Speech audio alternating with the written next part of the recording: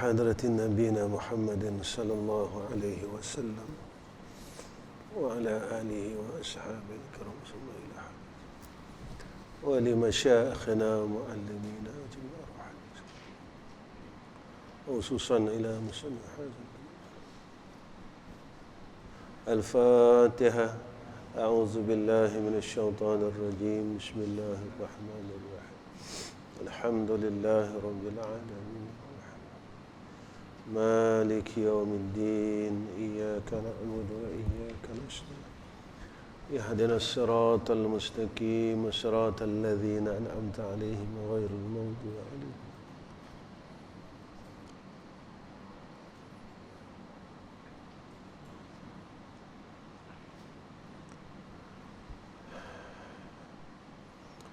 Assalamualaikum warahmatullahi wabarakatuh.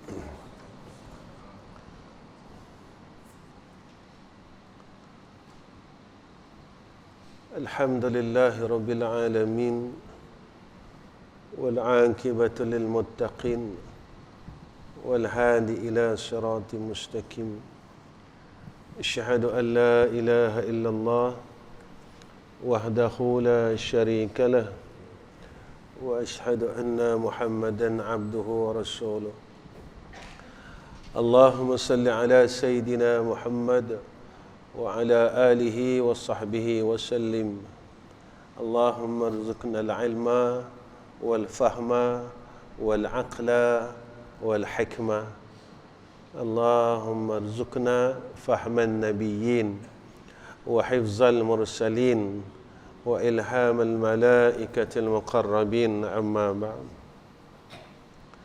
Pertama sekali kita panjatkan puja dan syukur kepada Allah Subhanahu wa taala dengan hidayah dan taufik daripada Allah.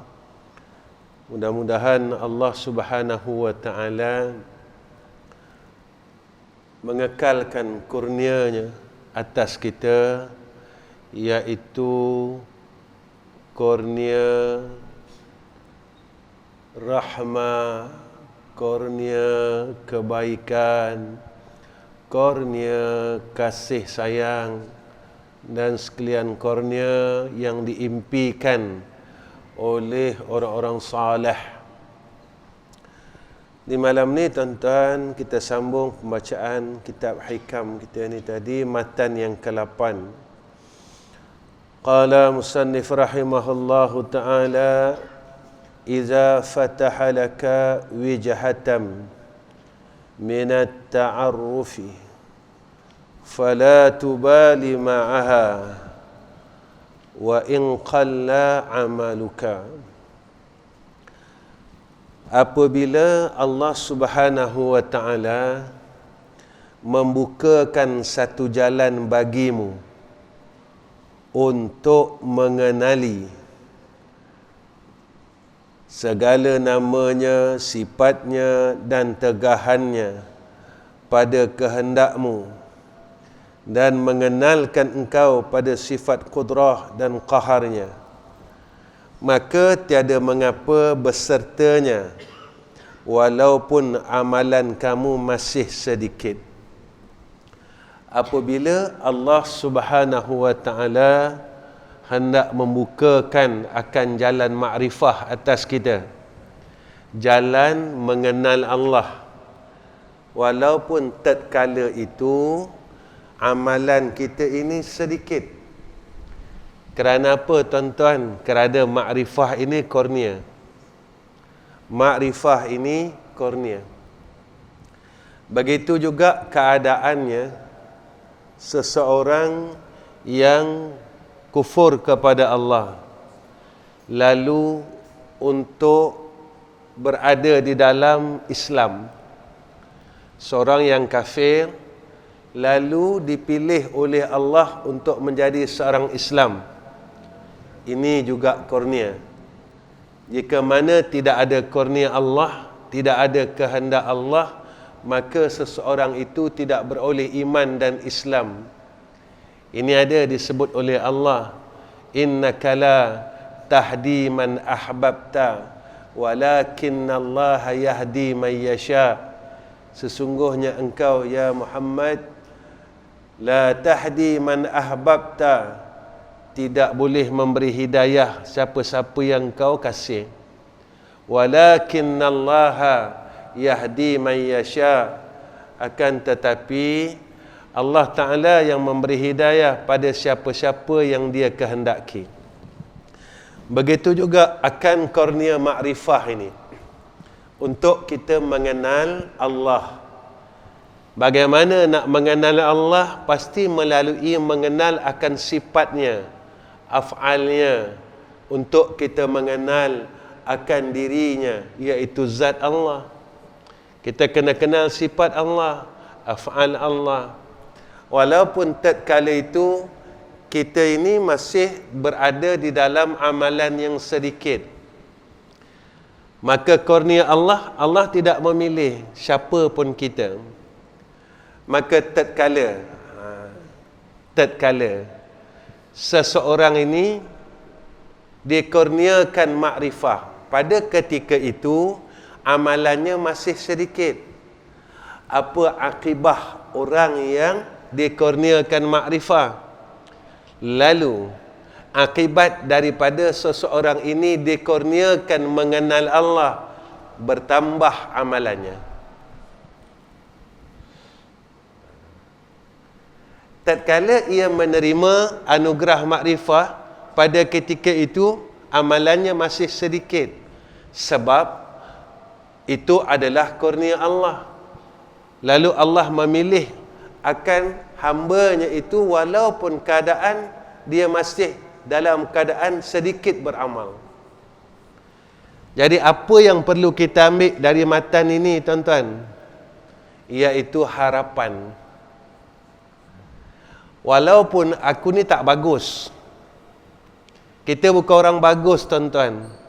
Amal kita bukan banyak, kebaikan kita tidak banyak, tetapi kita sangat berharap. Inilah sifat hamba Allah. Tetapi dalam keadaan hal kita amalan tak banyak, kemudian kita tahu kita memang tak bagus, maksiat kita banyak, tetapi langsung kita tidak mengharap. Inilah satu perkara yang dikatakan seseorang yang di dalam keadaan yang sentiasa lalai.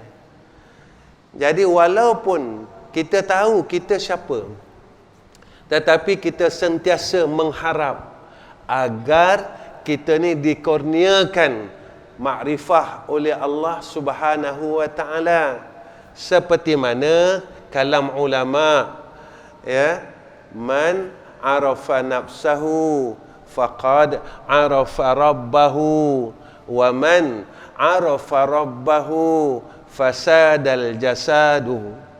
Siapa yang kenal dirinya, lalu dia kenal Allah. Siapa yang kenal Allah, binasa dirinya. Macam mana nak difaham kalam ini?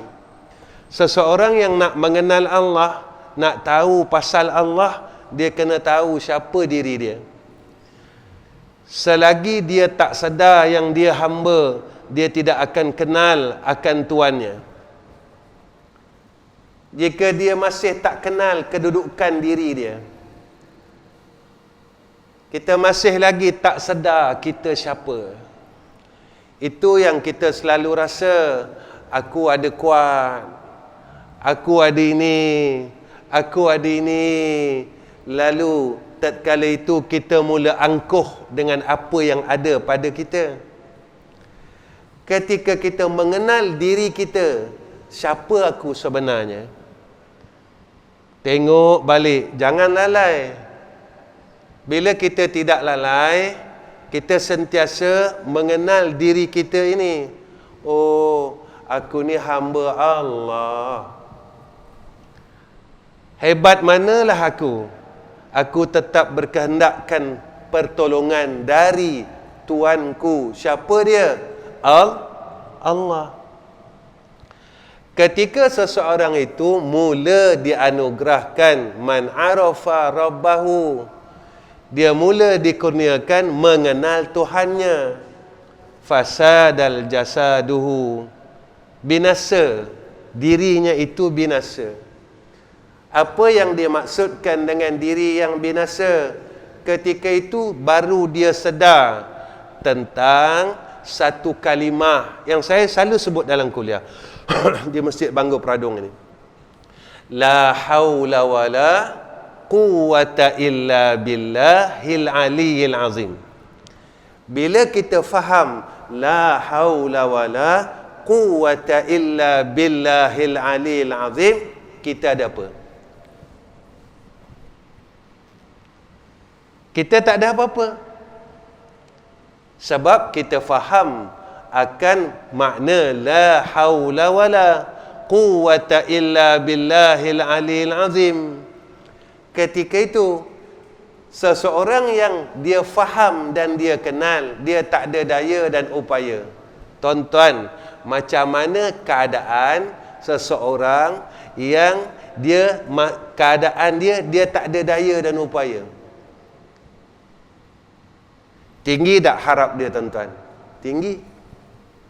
Harapan dia supaya diberi pertolongan.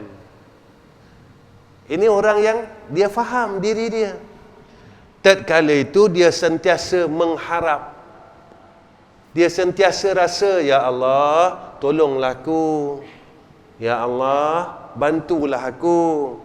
Ini yang dalam beberapa hari kuliah saya sebut tentang perkataan kalimat dalam surah Al-Fatihah. Iyyaka na'budu wa iyyaka nasta'in. Iyyaka na'budu, akan Engkau kami sembah ya Allah. Menunjukkan tentang kesungguhan kita, azam kita nak buat baik dengan Allah. Tetapi perkara itu tidak mungkin terjadi.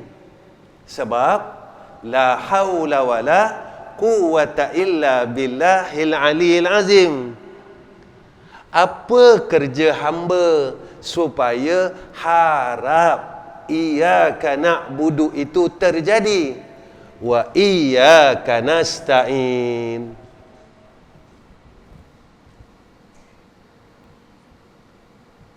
Kita minta tolong dengan Allah supaya iyyaka na'budu ini diberi oleh Allah. Tetapi kadangkala, bukan kadangkala, selalu, tuan-tuan, kita ingat kita boleh iyyaka na'budu tanpa wa iyyaka nasta'in. Kita rasa aku boleh buat ibadat tanpa pertolongan Allah. Aku boleh semayang tanpa pertolongan Allah. Aku boleh buat baik tanpa pertolongan Allah. Ini yang silap kita ketika kita bertuhankan diri kita. Kita rasa kita kuat. Kita rasa kita tahu. Kita rasa kita ada harta. Jika tidak ditolong Allah, nescaya tidak akan berlaku wa iyyaka nasta'in. Ini orang yang sedar diri, tuan-tuan. Orang yang kenal diri. Dia sedar diri dia. Dia kenal diri dia. Jadi kerja hamba ni apa? Bila dia sedar diri, dia kenal diri, datang kalimat yang di bawah. Ihdinas siratal mustaqim. Ya Allah, kau tunjukkan aku. Sebab aku tak tahu. Tunjukkan aku jalan yang lurus. Sebab kita tak tahu.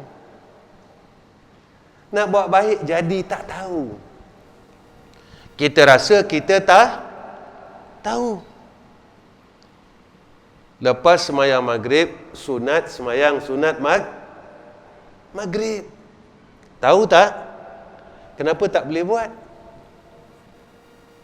Lepas sembahyang sunat isyak, selepas sembahyang fardu isyak, sembahyang sunat kenapa tak boleh buat? Sebab tak ditunjukkan.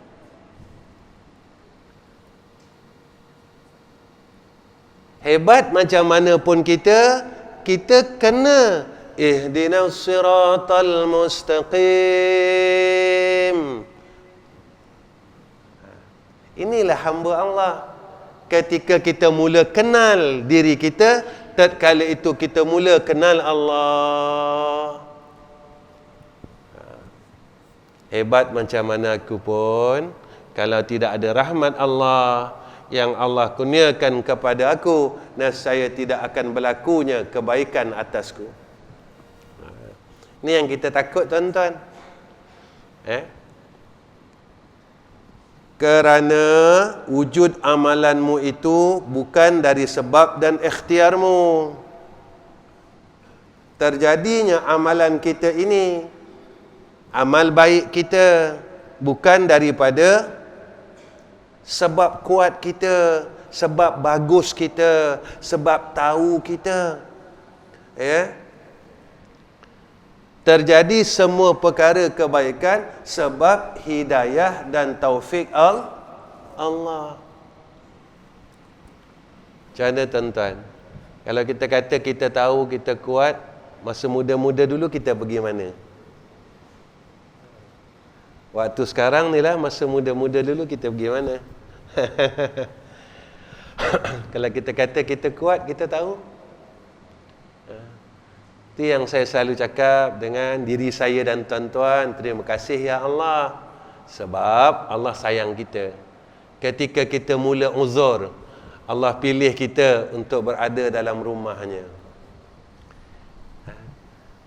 Ketika kita mula terkapai-kapai, Allah panggil untuk datang ke rumahnya.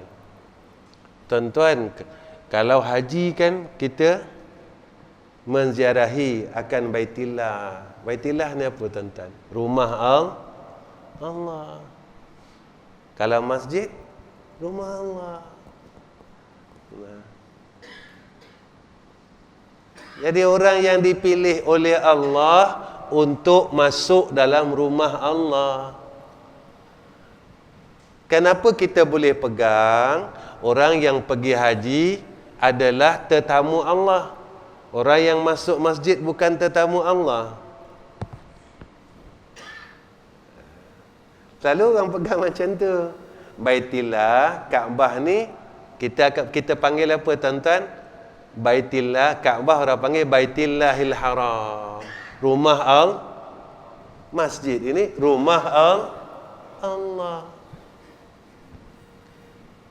Walaupun kita kuat, walaupun kita berada di tepi masjid, jika tidak dipanggil,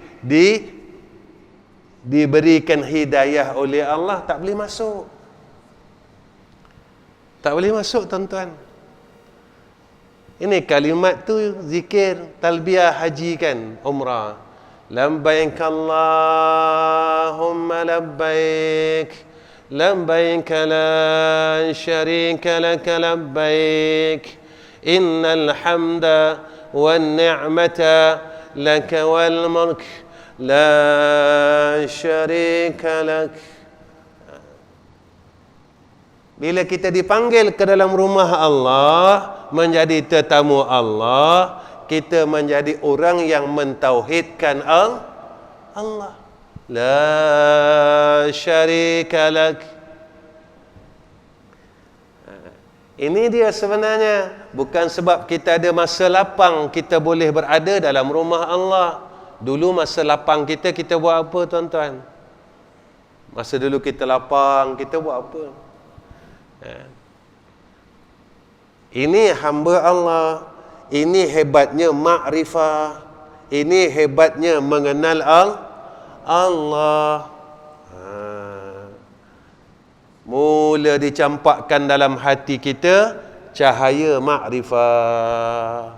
Makin kenal, makin kenal. Bila makin kenal, makin dekat. Bila makin dekat, datangnya makin kasih. Bila makin kasih, saya bagi contoh macam ni. Tuan-tuan kenal orang ni. Tak kala tuan-tuan mula kenal dia, tuan-tuan mula sayang. Bila tuan-tuan dah mula sayang, makin jauh ke makin dekat? Makin dekat. Ketika tuan-tuan mula makin dekat, apa yang berlaku tuan-tuan? Tuan-tuan akan kurniakan kepada dia barang yang tuan-tuan suka. Tahu tak? Tuan-tuan bagi jam kat dia, tuan-tuan suka, tuan-tuan bagi kain kat dia, tuan-tuan bagi hadiah kat dia. Itu kalau orang. Jika Allah, benda apa yang dikurniakan pada kekasih Allah? Lailatul Qadar. Apa yang dikurniakan pada kekasih Allah? Khusyuk dalam salat. Apa yang dikurniakan kepada kekasih Allah? Apa dia tuan-tuan? Mimpi jumpa kekasih-kekasihnya. Jadi kita tanya, kenapa aku tak dapat benda ni lagi?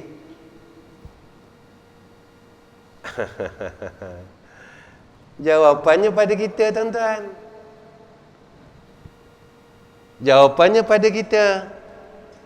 Allah bagi aku rezeki, orang kafir pun Allah bagi rezeki. Allah bagi kenderaan pada kita dan orang kafir pun Allah bagi kenderaan. Allah bagi rumah pada kita, orang kafir pun Allah bagi rumah. Tuan-tuan, satu hari ada hamba Allah mesej saya. Kalau seingat saya lah, dia cakap apa? Dia kata, Ustaz, saya pernah dengar Ustaz kisahkan zaman muda Ustaz dulu, Ustaz dengar azan pada pukul 3 pagi. Saya pernah cerita kat tuan-tuan dekat masjid ni. Zaman saya muda dulu, tuan-tuan, saya dengar azan pukul 3 pagi dan saya tak kenal. Tahun tu tahun 80-an. Bila saya bangun, saya tengok jam, saya kata pukul 3 pagi, azan apa ni? Masa tu saya tinggal di Damansara Utama, tuan-tuan. Damansara Utama. Saya bangun pukul 3, saya dengar azan. Saya dengar azan. Saya kata ni mimpi kot. Saya baring lagi, tuan-tuan. 3:30 pagi, saya dengar sekali lagi azan yang sama. Langsung saya bangun. Dan pada saat itu saya tak tahu datang mana air mata saya, tuan-tuan. Saya menangis, tuan-tuan, macam budak kecil. Saya kata, Ya Allah, jauhnya aku dengan kau saat ini rupanya. Kuala Lumpur, tuan-tuan, tak ada azan 2 kali. Kalau subuh, azan subuh ya. Dan saya tak pernah dengar suara azan ni. Suara azan ni saya tak pernah dengar. Sewaktu Allah pilih saya dan rezekikan pada saya untuk menuju ke Tanah Suci pada tahun 1993. Masa tu Haji Akbar, tuan-tuan. Waktu saya jejakkan kaki di Madinatul Munawwarah, waktu tu Zuhur kalau tak silap saya. Saya dengar azan di Masjid Nabawi. Ketika saya mula melangkah nak masuk Masjid Nabawi, saya dengar azan. Berhenti langkah saya, tuan-tuan. Saya berhenti dan saya terpegun. Tatkala itu saya menangis sekali lagi. Saya kata, Ya Allah, azan yang aku dengar berapa tahun yang lalu, rupanya azan di Madinatul Munawwarah. Dan orang yang mesej saya ni, dia kata, apa Ustaz? Saya dulunya kafir. Peristiwa dan apa yang terjadi pada Ustaz, terjadi pada saya, Ustaz. Tatkala saya masih belum Islam, saya terdengar azan Ustaz pada waktu pagi, dia kata. Dan tidak beberapa lama selepas itu saya memeluk Islam, Ustaz, dengan sebab saya mendengar azan tersebut. Tuan-tuan, jika Allah nak menunjukkan kepada kita dan nak memberi peringatan kepada kita. Lalu dia akan ingatkan kita. Walaupun siapa kita pada ketika itu, sejahat manalah kita pada ketika itu, jika mana kita hendak diberikan hidayah dan taufik oleh Allah, ia tetap berlaku. Tetapi jika mana Allah tidak menghendaki kita, walaupun kita hebat dan kita tahu segala-galanya, tetap tidak dianugerahkan oleh Allah dan diberi hidayah dan petunjuk oleh Allah. Ini yang kita takut, tuan-tuan. Tatkala kita ini tidak berada di dalam hidayah dan taufik Allah. Sebab apa? Sebab kita rasa kita bagus. Aku pandai, aku ahli masjid, aku banyak amal salat. Tatkala itu kita mula berada dalam kesesatan. Kerana apa? Kenapa kita sesat? Sebab kita lupa yang memberi amal saleh itu Allah. Kita takkan mampu masuk ke masjid jika tidak diberikan kekuatan oleh Allah. Kita takkan mampu untuk berada dalam majlis ilmu jika kita tidak dipilih oleh Allah. Hatta orang yang telah berada dalam majlis ilmu sekalipun, kadang-kala hidayah untuk dia beramal tidak diberikan oleh Allah. Maka dia akan asyik untuk menghimpun ilmu dan terus menghimpun ilmu, sehinggalah dia terlupa akan apa yang dituntut oleh Allah atasnya. Apa Allah tuntut kat kita, tuan-tuan? Wa ma khalaqtul jinna wal insa illa liya'budun.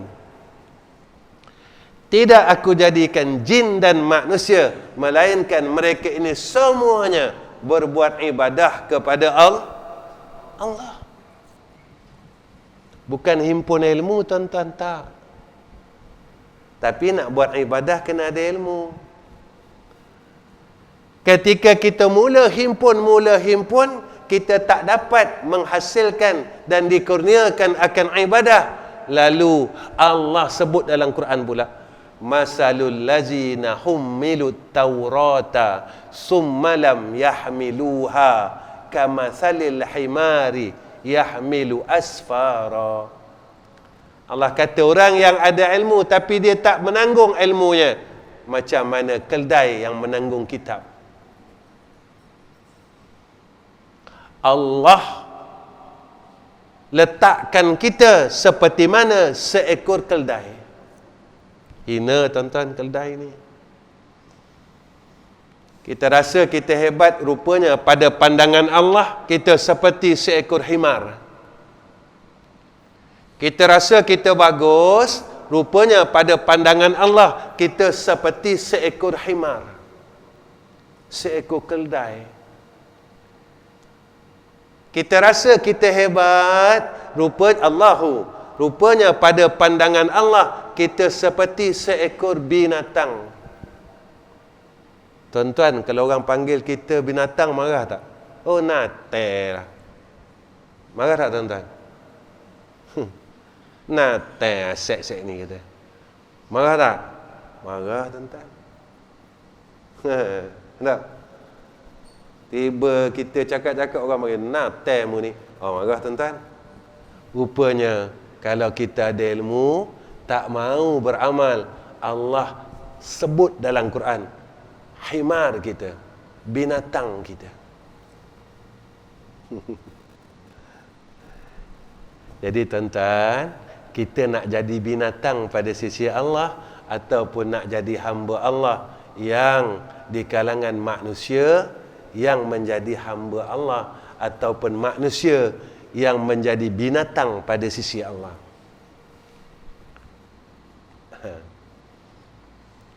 Maka kita pilih. Kerana pilihan itu diberi oleh Allah.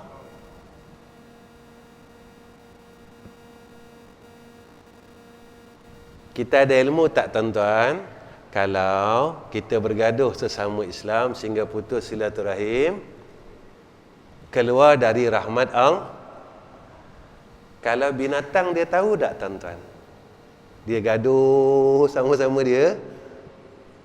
Dia tahu tak hukum tu? Tak tahu. Mudah kan? Allah memberi kita perumpamaan, misal yang cukup mudah untuk kita faham. Sebab itu bila kita mula kenal Allah pada ketika itu, maka kita akan dikurniakan rasa khasyah dalam hati. Makin takut dengan Allah. Sebab itu perbezaan seseorang yang takut dengan makhluk, dia akan semakin jauh. Tetapi orang yang semakin takut dengan Allah, dia akan semakin takarrub, semakin dekat dengan Allah. Dekat dengan Allah. Dekat dengan Allah.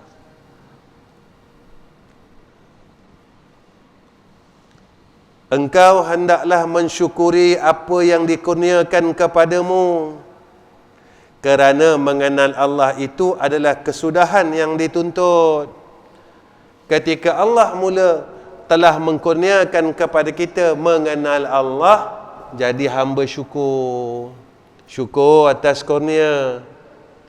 Jadi akibat daripada syukur apa tuan-tuan? Bertambah buat baik. Jika kita pegang orang yang mengenal Allah tak payah ibadah, salah. Tak payah semayang, salah. Saya nak tanya diri saya dan tuan-tuan, Iblis ni kenal Allah tak? Iblis kenal Allah tak? Kenal. Ada dalam Quran kan? Kan ada dalam Quran. Tapi Iblis dia tak salat selepas dia dilaknat, ditukar nama dari Azazil kepada Iblis. Langsung dia tinggal salat dan dia ajak orang pula jangan semayang. Jika kita mengenal Allah lalu kita meninggalkan syariat, tatkala itu inilah jalan Iblis laknatullah. Seseorang yang mengenal Allah lalu bertambah dekatnya dengan Allah, inilah jalan Sayyiduna Rasulina Muhammad sallallahu alaihi wasallam. Mana dia tuan-tuan? Nabi lepas peristiwa Isra' Mi'raj, Nabi bertambah dekat dengan Allah dengan dikurniakan salat. Setelah menghadap hadrah Allah, Nabi makin dekat dengan Allah. Nabi makin rindu dengan Allah. Nabi makin kasih dengan Allah. Nampak tuan-tuan? Beza kan? Beza. Hadis sebab itu, jalan ini terlalu mudah dengan kita mengikut apa yang telah disiapkan oleh Allah dan Rasul. Mudah.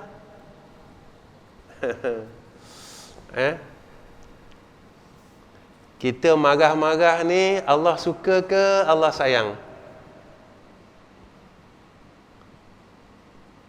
Macam mana Zaki? Marah-marah ni Allah suka ke Allah sayang? Ketika Allah marah, kita buat juga. Kita tahu tak? Kalau kita marah pada perkara yang tak diluluskan oleh syarak, Allah marah. Kenapa kita buat apa yang Allah marah?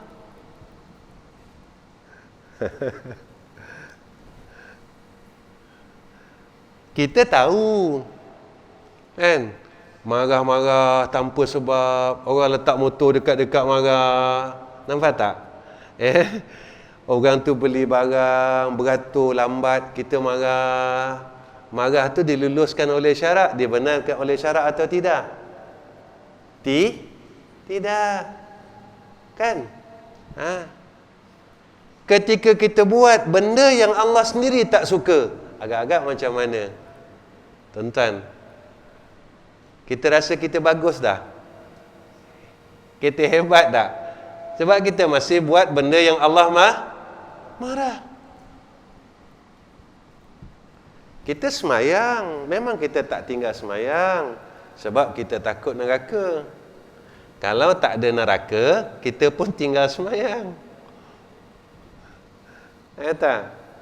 Sebab apa contohnya? Sebab kita boleh semayang isyak, kita tak nak semayang sunat isyak. Jadi tandanya kita semayang isyak sebab kita takut masuk neraka. Kita tak buat semayang sunat isyak sebab kalau tak buat, tak ada apa-apa. Rupanya dalam hadis qudsi, orang yang makin banyak melakukan ibadah sunat, merekalah orang yang dipilih untuk Allahu, untuk menjadi kekasih Allah. Rupanya bukan yang wajib, tuan-tuan. Sebab Allah tahu dah engkau buat ni sebab engkau takut neraka aku. Kalau aku tak berikan habuan neraka, nescaya kau tak laksanakan yang 5 waktu ni. Contohnya apa? Contohnya sebab kita tak ambil berat tentang ibadat yang sunat. Sehingga kan Allah menyatakan dalam hadis qudsi, melaksanakan ibadat yang sunat ini, tanda mereka ini orang yang kasih kepada Allah. Rupanya tuan-tuan, kita ni sebenarnya masih jauh lagi dengan Allah.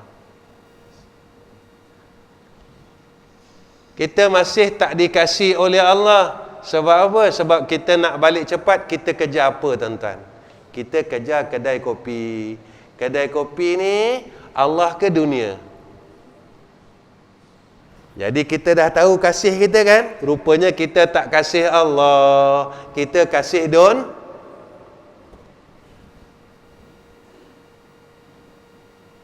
Jadi kalau kita sendiri yang buat, menunjukkan yang kita kasih dunia. Tuan-tuan, Nabi sebut pula akibat orang kasih dunia, mati dia susah. Jika kita memilih habuan yang telah disiapkan oleh Allah, silakan. Kalau engkau kasih aku, matinya senang.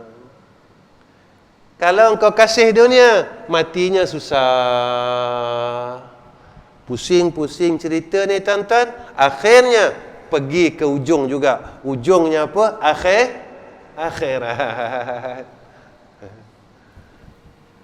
Mengaji kitab rendah ke, mengaji kitab tinggi ke, ujung dia akhirat.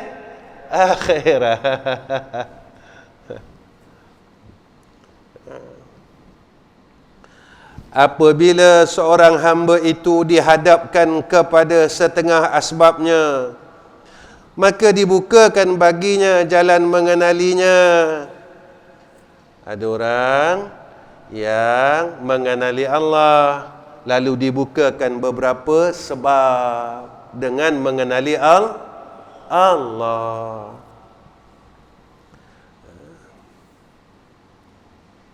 Ada orang dengan sebab ilmu, ada orang dengan sebab ibadat, ada orang dengan sebab bala. Tapi kalau datang bala, datang ilmu, datang apa, tak jadi kesan dekat kita, jadi kita ni bagus ke tak bagus?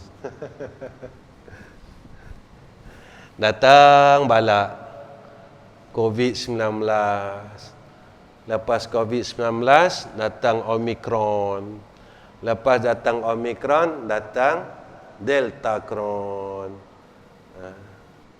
Datang balak, tak ada apa kita. Tak ada langsung memberi bekas. Datang ilmu, tak ada beri bekas. Jadi kita ni, macam mana sebenarnya aku ni pada sisi Allah? Yang ni kita kena fikir diri kita, tuan-tuan. Jika di dalam dunia ini aku pun macam ni, macam mana hidup aku di akhir? Itu je, tuan-tuan. Asbab apa yang didatangkan oleh Allah kepada kita supaya kita lebih mengenal Allah? Itu aja tuan-tuan. Tak susah pun. Dengan Allah tak susah. Yang susahnya dengan orang. Baik.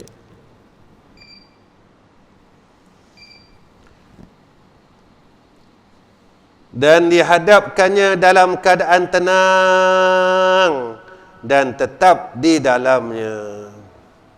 Ketika seseorang itu mula dianugerahkan mengenal Allah Rabbul Jalal, ketika itu keadaannya dikurniakan oleh Allah ketenangan. Hidup dia tenang. Dia makan macam orang lain, tuan-tuan, tapi dia tak sibuk macam orang lain, tenang. Dia ada kenderaan macam orang lain, tapi dia tak sibuk macam orang lain, tenang. Dia ada keluarga, tuan-tuan, dia tak macam orang lain, tenang. Sebab apa? Sebab apabila Allahu telah mengkurniakan kepada dia ma'rifah, ketika itu dikurniakan kepada dia sakinah. Itu dia. Sebab apa, tuan-tuan? Sebab orang ni dia selalu balikkan kepada Allah. Ya Allah, rupanya apa yang ada kat aku ni kau punya rupanya. Bukan aku punya pun. Ilmu yang kau bagi dekat aku ni sikit sangat engkau punya. Bila-bila masa engkau boleh ambil. Harta yang ada pada aku ni engkau punya, ya Allah. Bila masa engkau boleh ambil. Aku sayang kau punya pun, apa gunanya? Badan yang kau bagi ni kau punya. Satu masa ambil balik. Bila dia ambil, dia simpan. Betul tak? Dia dah ambil balik, dia simpan. Jadi Allah bagi kita pinjam supaya kita gunakan pada perkara yang Allah redha. Akal yang ada pada kita Allah bagi, Allah punya, tuan-tuan.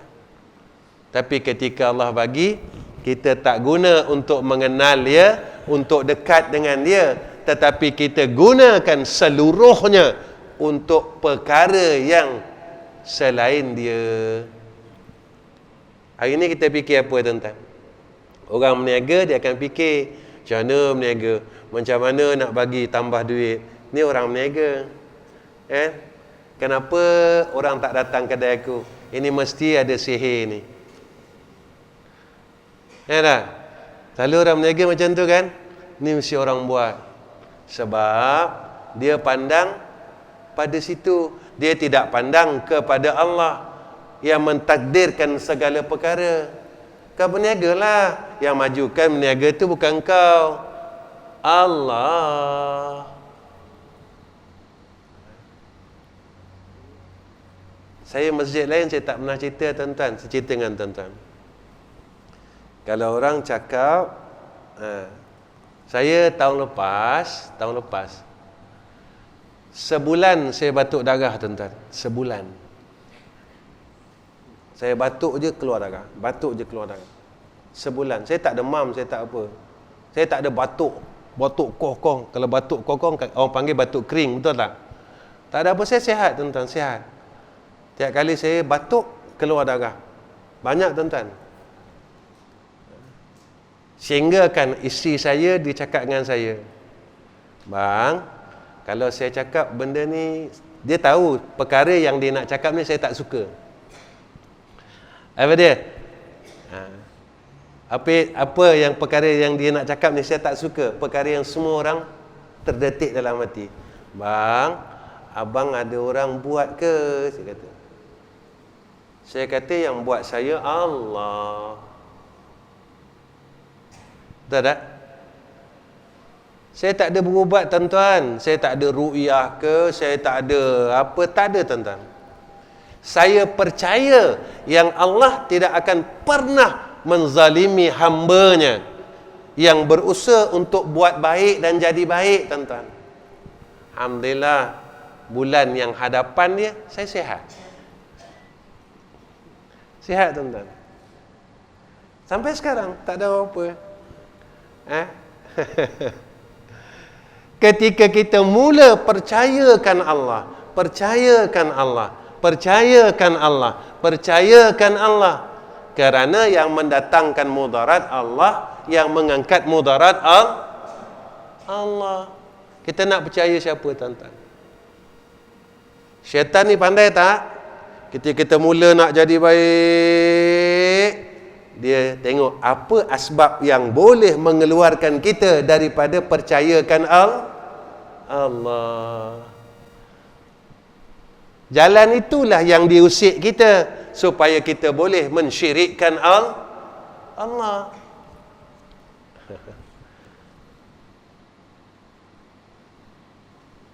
Tuhan kita Allah, dan Tuhan sekalian makhluk juga Tak ada apa-apalah tuan. Saya nak tanya tuan-tuan, ketika Nabi minum racun daripada orang Yahudi, saya nak tanya tuan-tuan, Nabi agak-agak tuan-tuan lah, pada fikiran tuan-tuan lah, Nabi tak tahu ke itu racun? Kan Nabi pernah diracun oleh orang Yahudi kan? Masa Nabi minum racun tu, saya nak tanya tuan-tuan lah, Nabi ni tak tahu ke yang tu racun? Tapi sebab Nabi ni pun manusia. Mana dalilnya? Kan dalam surah Al-Kahfi, Qul innama ana basyarum mislukum. Aku pun orang manusia macam kamu juga. Nampak tak? Tapi sihat tak Nabi? Sihat. Kerana Nabi tetap percaya Allah sayang dia. Allah. Tak gitu? Ke macam mana? Baik, sambung sikit lagi tuan-tuan. Ni nak habis perenggan ni. Saya dah lencung banyak ni. Cerita batuk darah lah, apalah. Tak masuk dalam kitab ni. Maka yang demikian itu sebahagian daripada nikmat yang amat besar kepadanya. Apa nikmat dia? Makrifah ini nikmat yang amat besar. Apabila engkau telik dengan mata hatimu kepada segala tanda Tuhanmu yang menunjukkan atas keesaannya, macam mana ke mana kita pergi, apa kita buat, kita akan nampak akan kebesaran Allah. Tapi nak nampak kebesaran Allah ni kena jadi hamba dulu. Mana kena jadi hamba dulu yang boleh nampak kebesaran Allah? Dalam ayat Isra, Subhanalladzi asra bi'abdihi ليلا من المسجد الحرام إلى المسجد الأقصى. Ayat depan ni apa? Allazi barakna hawlahu kan, linuriyahu min ayatina. Saya nak ambil linuriyahu min ayatina. Kami perlihatkan akan kebesaran-kebesaran kami. Yang boleh melihat kebesaran Allah, hamba Allah. Kalau hamba nafsu tak nampak. Kalau hamba dunia tak nampak. Kalau hamba syaitan tak nampak. Kalau hamba diri tak nampak. Yang boleh nampak kebesaran Allah hanya hamba Allah. Jadi usaha tuan-tuan, tukarkan diri kita dari jadi hamba dunia kepada hamba Allah. Dunia tak salah, tapi jangan jadi hamba. Dunia tak salah, tapi jangan jadi hamba. Peluk dunia, sayang dunia, takut dunia kurang. Tuan-tuan, dunia tak kurang tuan-tuan.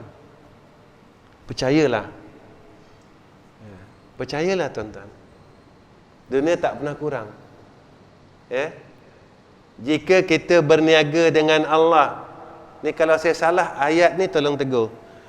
tijaratan lan tabura, perniagaan yang tidak pernah rugi adalah berniaga dengan Allah. Tuan-tuan pun tahu kan saya macam mana saya belajar sekarang. Saya belajar macam mana tuan-tuan. Saya tak terima sagu hati masjid sekarang. Masjid bagi, saya tolak. Saya nak tanya diri saya, betul tak saya berhubung dengan Allah? Kalau saya tolak tu, saya tak boleh datang tak? Saya miskin tak?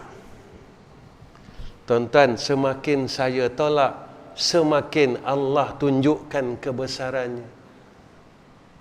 Saya cakap dengan orang rumah saya, jikalah sedemikian keadaan yang berlaku, 30 tahun dulu saya tolak duit sagu hati masjid ni. Rupanya Allah tengok kita, engkau percaya dengan aku atau tidak.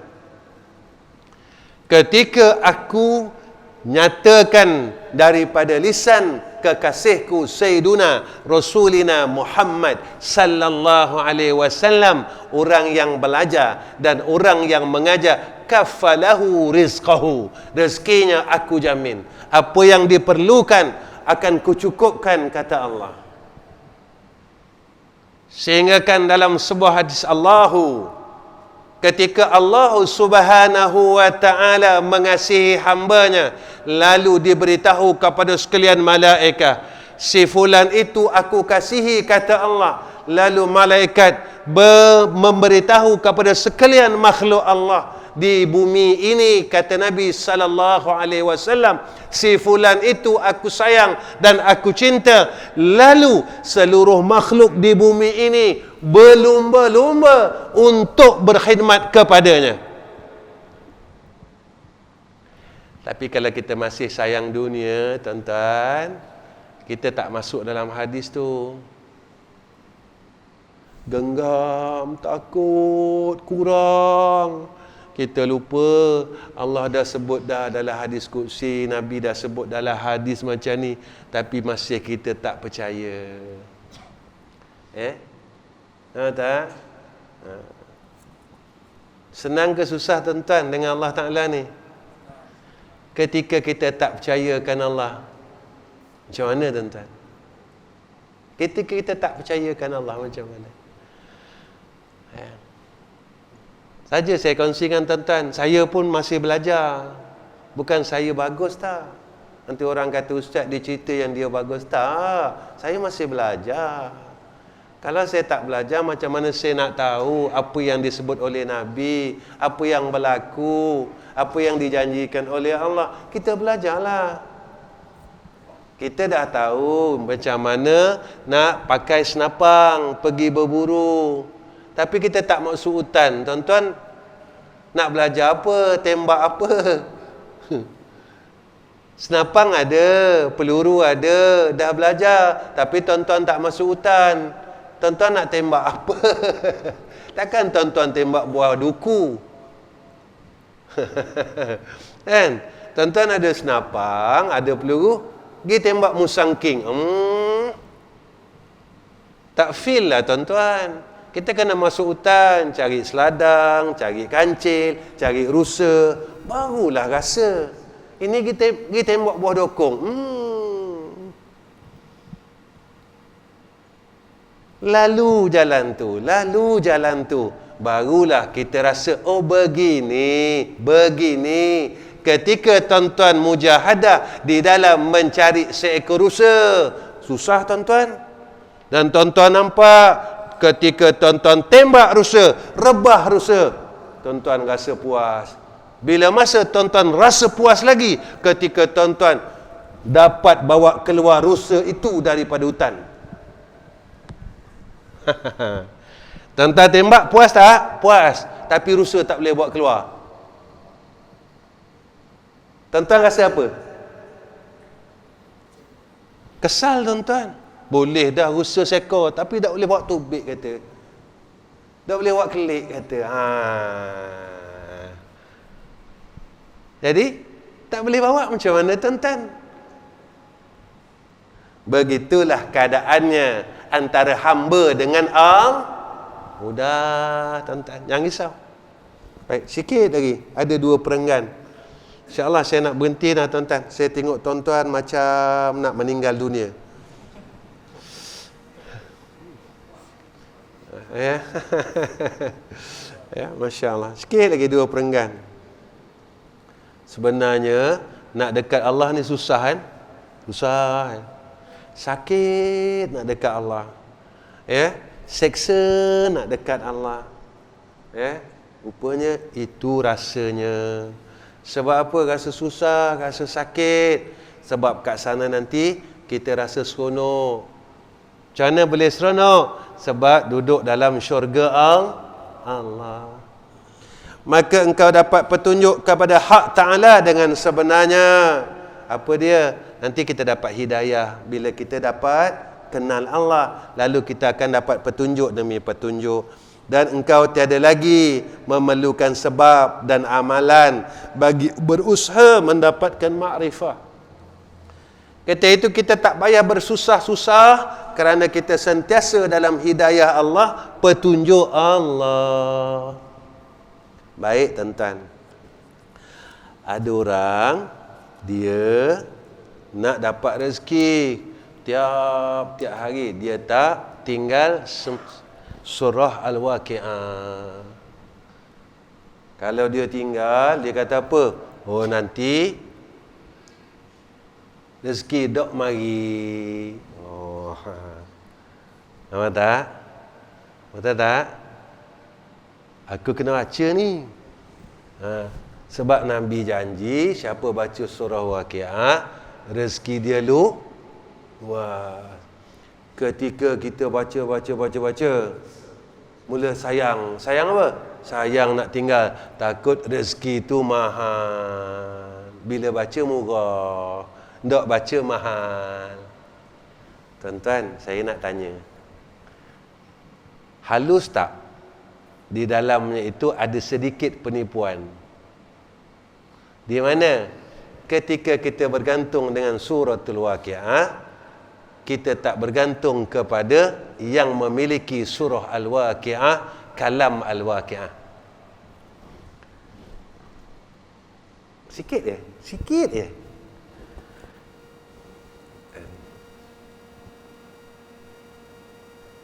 Nampak tak?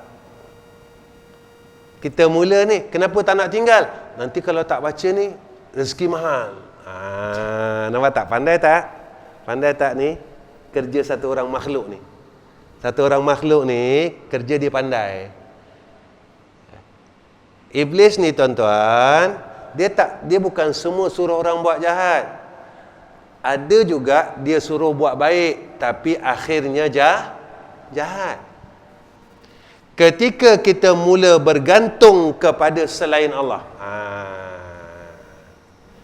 Jadi yang salahnya surah Waqi'ah ke? Yang salahnya yang baca Waqi'ah? Saya nak tanya tuan-tuan. Bukan surah Waqi'ah yang salah. Lalu bila orang dengar apa saya cakap, dia kata, Ustaz, kan ada Nabi sebut dalam ni berkenaan dengan kelebihan Al-Waqi'ah. Betul. Yang salahnya yang baca Waqi'ah. Bukan salah kelebihan Waqi'ah. Bukan salah surah Waqi'ah. Yang salahnya yang baca Waqi'ah. Sebab dia telah mula pegang surah Waqi'ah lah yang memudahkan rezekinya, bukan yang memiliki surah Waqi'ah. Ketika itu dia sayang Al-Waqi'ah, dia tak sayang pemilik Waqi'ah. Tuan-tuan, nampak tak apa saya nak cakap? Dunia salah tak? Tak salah. Duit tak salah. Ketika tuan-tuan dapat duit, tuan-tuan rasa apa? RM10 suka, RM1? Sombong. RM10 suka, RM1? Sombong. Jadi yang salah RM1 ke yang salah yang pegang RM1?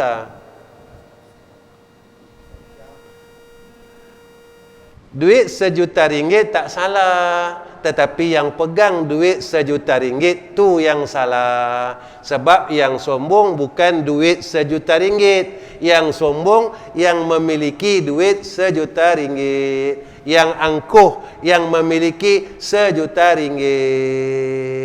Bukan RM1. Jika mana dunia itu duduk pada tangan yang betul, dia jadi betul.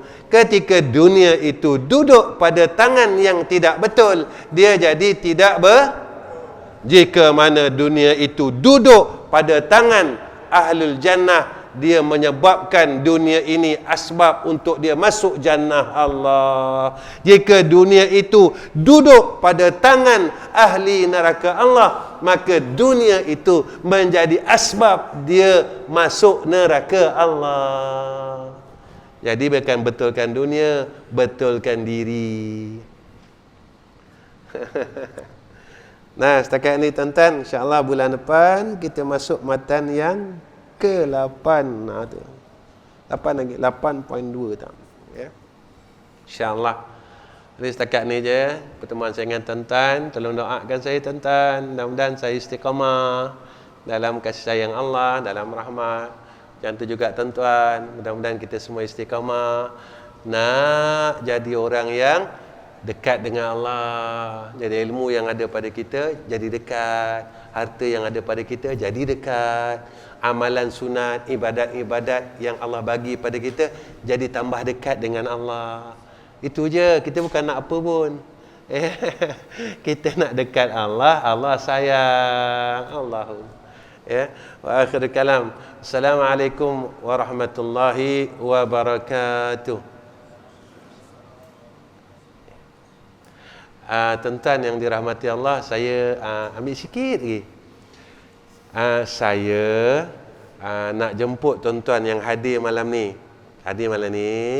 Dan sahabat-sahabat yang kenal saya di masjid Bangor Peradung ni, saya nak jemput pada hari Sabtu.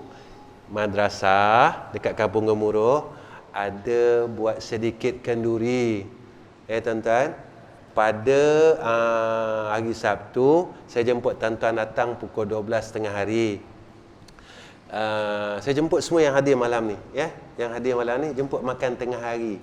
Tak ada program apa-apa tuan-tuan. Program dia Allahumma barik lana fima razaqtana wa qina azabannar. Tak ada mengaji, tak ada apa tuan-tuan, tak ada majlis apa-apa. Saya datang tuan-tuan jemput, tuan-tuan datang makan je. Ya. Ustaz buat makan untuk apa? Sebenarnya kita buat makan tu untuk kita raikan ahli qaryah di Kampung Gemuruh dan juga Kampung Sungai Ikan, yang mana mereka dapat menerima saya untuk bersama-sama mereka sebagai ahli qaryah di sana. Alhamdulillah, sambutan orang kampung di sana pada madrasah kami amat saya rasa terharu tuan-tuan. Ya, mereka datang gotong royong dan sebagainya. Ya, jadi saya terharu dengan sikap ahli qaryah setempat. Dengan itu, sahabat-sahabat semua jamaah daripada Terengganu cakap dengan saya, Ustaz, kita raikan ya ahli qaryah sana dengan kita buat kenduri. Jadi tuan-tuan, saya dengan jamaah Masjid Bangor Peradung ni sebenarnya dekat sangat. Ya, rasa dekat sangat dengan jamaah sini. Jadi saya jemput ya tengah hari tu pukul 12 tengah hari, kita makan je. Tuan-tuan dah kenyang, tuan-tuan baliklah. Ya. Tak ada basuh pinggan, semua tak ada. Tuan-tuan jangan risau. Ya, makan. Kenapa Ustaz panggil makan? Salah satunya Nabi pesan kat kita, kalau rumah kita ada orang datang, maka rahmat itu akan turun pada tempat itu. Jadi sebenarnya tuan-tuan, saya nak rahmat Allah. Kalau tuan-tuan tak datang, tempat saya tak dapat rahmat, madrasah tak dapat rahmat. Tuan-tuan tolonglah buka pintu rahmat untuk madrasah kami. Ya, dengan tuan-tuan datang aja. Ya, tuan-tuan datang, pintu rahmat itu terbuka dan terus terbuka. Bila rahmat ada, Allah Subhanahu wa taala akan selesaikan perkara yang apa yang patut diselesaikan. Ya, Dan tuan-tuan datang, rahmat terbuka. Tuan-tuan tak payah, tuan-tuan datang je. Angkat tangan pun tak payah. Kerana Nabi cakap, datang saja, maka rahmat itu terbuka. Rahmat itu jatuh di bumi tersebut. Mudah aja dengan Allah, tuan-tuan. Mudah aja. Tuan-tuan datang semua ya. InsyaAllah tuan-tuan semua tahu, jangan tak datang tau. Jangan tak datang. Datanglah ya tuan-tuan. Baik. Bismillahirrahmanirrahim. Alhamdulillahirabbil alamin. Wassalatu wassalamu ala asyrafil anbiya'i wal mursalin. Wa ala alihi wasahbihi ajma'in. Ya Allah, ya Rahman, ya Rahim, ya Hayyu ya Qayyum. Ya Allah, kami angkatkan dua tangan kami ya Allah. Jadikan kami hamba yang mengenal akan Kau ya Allah. Ya Allah, jadikan kami hamba yang sangat kasih dan sayang kepada Engkau ya Allah. Ya Allah, ya Rahman, ya Rahim, ya Hayyu ya Qayyum.